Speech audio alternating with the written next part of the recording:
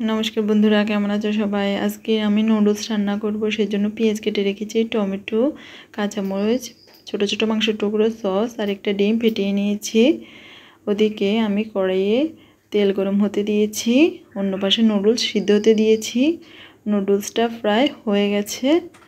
এদিকে আমি একে একে পেঁয়াজগুলো দিয়ে দেব, হালকা কিছু নেড়েচেড়ে নেব। এবার একের পর এক আমি একে একে মাংসগুলো দিয়ে দেব।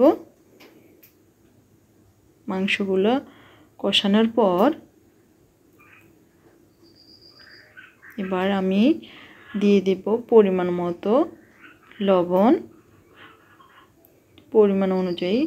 এবার দিয়ে দেব রসুন বাটা, আদা বাটা, দিয়ে দিচ্ছি কাঁচামরিচ।